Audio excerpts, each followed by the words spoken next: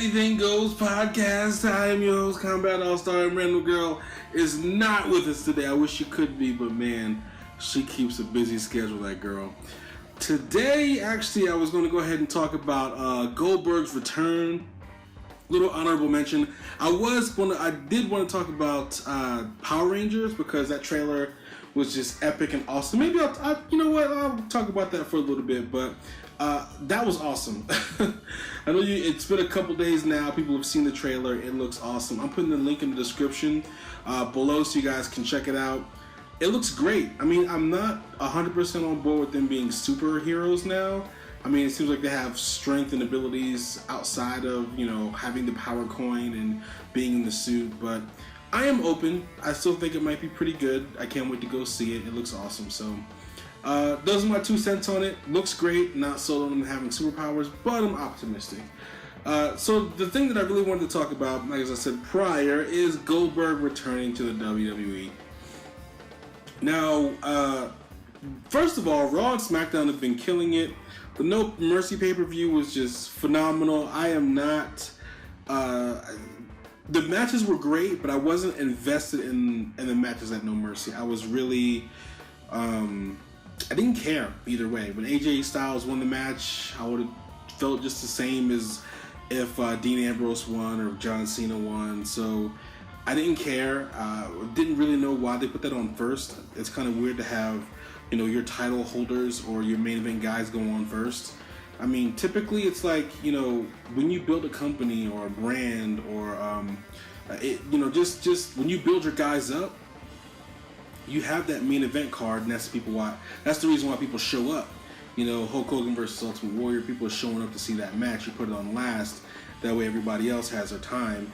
But they put these guys on first, and it's like, man, they're either really confident about everyone else's abilities, or they just need people to watch the show, starting off or something. I have no idea.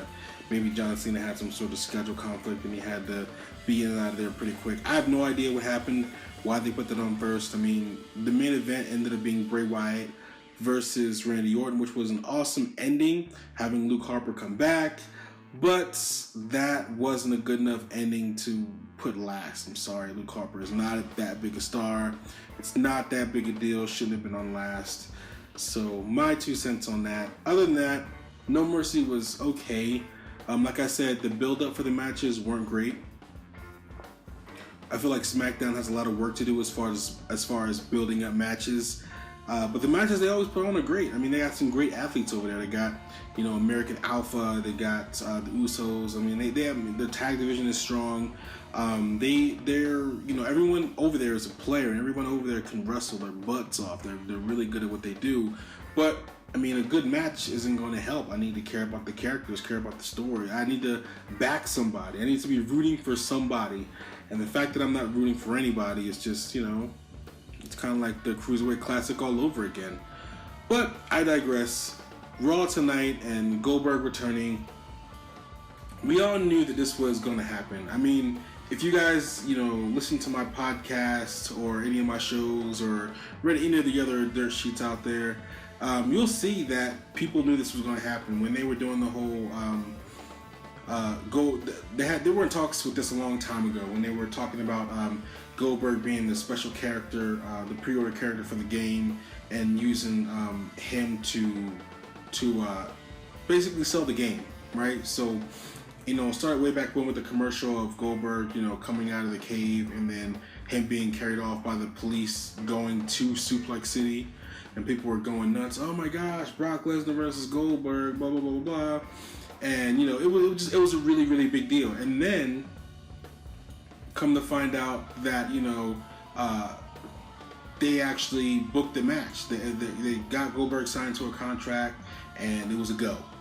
And we didn't hear anything for a couple months after that. After that rumor of it being a go.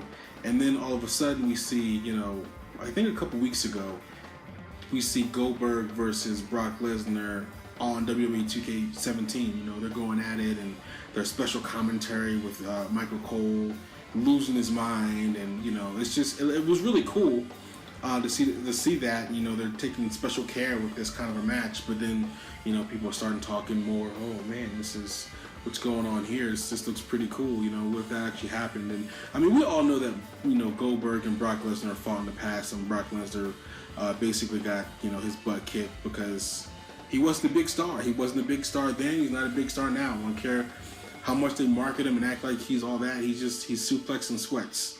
That's all he does now. And back in the day, he was good. I liked him a lot back in the day. But I mean, he didn't have a chance to shine. I mean, he was up against people like The Rock, like Stone Cold, and when they were feuding in their prime. I mean, where is somebody like Brock Lesnar going to stick out? I mean, he was big and huge and he had the look, but he was dwarfed. That star power back in the Attitude Era, he was dwarfed. He was a nobody. And then, you know, going into Ruthless Aggression, he had a chance to really break out and be a star, but he ended up leaving. So, I mean, I think he left to go try out for the Vikings or something like that, and then ended up in UFC. But it's like he had an opportunity to stand out, and he didn't stay long enough to do it, so he never became that star that they're trying to pretend that he is now. So, of course, you know, Goldberg ran through him like he was a nobody because he was a nobody. And now that he's this big thing and they're marketing him like he's some sort of Undertaker-type character, they want another challenge for him. And, you know, Goldberg, you know, coming back would be a big challenge for him, and they're primarily using that to market the game, to sell the game, which is brilliant. I mean, it's a very good idea, and I mean, if you guys go check out the WWE Network and check out the Brock Lesnar versus Goldberg match, it was pretty horrible. Typically, two big guys going at it is really bad, you know, unless they both have a lot of charisma. I mean, talking about like Ultimate Warrior versus Hulk Hogan WrestleMania 6.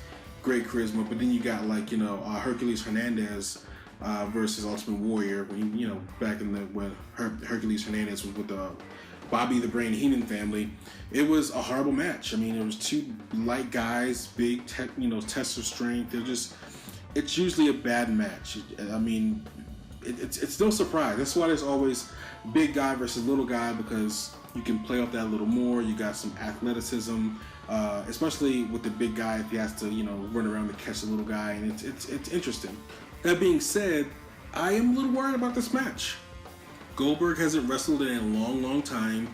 Brock Lesnar, he doesn't put on good matches. He really has to have somebody in the ring with him that is willing to work their butt off to make the match good. And it's because he doesn't care. He's gone on record and said he doesn't care. I don't care about being on the cover of the WWE. I don't care about being the champion. I don't care about blah, blah, blah, blah. All I care about is my family and my privacy. No, all he cares about is a paycheck.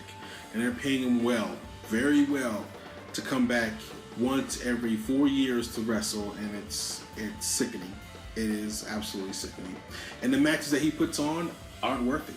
I mean, okay, so Undertaker came back, you know, we don't know if he's going to be back anymore, but he came back every year at WrestleMania, and he gave us the best match we would see all year. For years he did this. And I could see why. I could see why he gets paid the big bucks. I could see why he's on the Legends contract. I mean, he's worked his butt off his whole career, and now he comes back once a year, but he's no slouch. He comes back and he brings it. And for somebody like him, you know, he deserves it. He does a great job. You know, he's a legend in the business. He deserves everything he gets, and he deserves to be marked up and marketed like he's the big guy he is, because he is a giant in the industry. And someone like Brock Lesnar to come up and be given the same treatment as him and not work as hard as him, it's kind of an insult. You know, I'm not even going to say kind of, it is an insult. It's an insult to all the boys in the locker room who stuck around for a long time, who did their thing. It's an insult to the people that have worked hard to get that status, you know, that legendary contract, and be treated the way that they have. And for Brock Lesnar to come, you know, who hasn't had a long career, he's, what, I mean, I would say maybe he was in the industry for like, what, 5 or 6 years consistently, and then, you know, maybe a year after that, and that's with him coming and going. So, I mean, I'm talking about dates, so maybe he's there like, you know, 4 days, maybe he's there like a month out of the year, but he only wrestles like twice or something like that. So he doesn't deserve it. doesn't deserve it, and he doesn't work hard. So him not working hard is making me worry about the match. I mean, we all know about Goldberg's reputation, how he has an ego. He was fed people in WCW, and he honestly thinks he should never be losing to anybody, and he's not a great wrestler. Again, somebody who has to have somebody great to work with. His matches with Diamond Dallas Page were phenomenal. I mean, and it was because Page worked his butt off. I mean, I'm not downplaying Goldberg and saying that he can't wrestle or he's not good, but his style of wrestling and his dedication to wrestling, they don't translate very well unless he's working with somebody who's just phenomenal, like a Bret Hart, or I'd love to see him versus like a Dean Malenko or an Eddie Guerrero. So yeah, I mean, that said, I am a little worried. It's a big match. I'm very interested to see the match. I can't wait till next week's Raw to see what happens. I mean, he's coming to Denver. Gosh, he's coming to Denver, and I did not get tickets. There was a contest on the radio today, and it was like, yeah, call in and get free tickets to WWE, SmackDown, and Raw. And I was like, yeah, they come a lot through Denver, so I'm never in too much of a rush to go get some tickets. My big issue is they always announce tickets like maybe 3 weeks before they show up, so I don't really have time to get up the money to go and get it. I'm not going to impulse buy some tickets. So that's my big issue with it, but man, I wish I really had got some tickets. So I would have known, they would have advertised that Goldberg was going to be here. They're sold out now. But if they were to advertise that Goldberg was going to be here, I would have definitely picked up some tickets and went to go see that cat. So I mean, it's been a while, and it'd be cool to see him again. Especially since he's going to get that big pop and he's been going for a while. And I really liked Goldberg back in WCW. I thought he was a complete joke in WWE, and I hated him in WWE. But man, in WCW, he was so legit. He was definitely one of my favorites, and he was awesome. So really interested to see what they do, how they built this matchup. I can bet my bottom dollar, you guys can quote me on this. This will be a WrestleMania match. SummerSlam is gone. We all know the big 4 pay-per-views, and WrestleMania is the biggest of the big. This is definitely going to be a main event for WrestleMania. There's no doubt in my mind that this is going to be a WrestleMania match. So what do you guys think? I know this was this podcast was a little short. But what do you guys think of Goldberg coming back? Are you excited about it? I mean, there's so much that we can talk about as far as his career, the awesome things that he's done. I think I might even go back and watch some of his collections on the WWE Network, because I'm telling you, man, like the way they booked him, okay, so back before Kevin Nash took over and ruined the Goldberg character, the way Eric Bischoff booked him and, him not talking, everything that they did was just so brilliant. Even making up the numbers of, last week he was like 70-1, then, the next week he's like 101-1, and, it's just 101-0. And so it got pretty ridiculous, but it added to his lore. It was pretty awesome. So I loved every minute of the Goldberg character.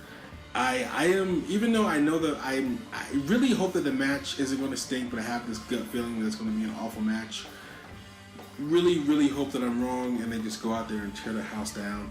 And I can't wait to see what Goldberg says. I mean, this whole build-up, I think I'm looking forward to the build-up more than I am the match. So I can't wait to see what happens, man. It should be spectacular. So like I was saying before, what do you guys think about Goldberg returning?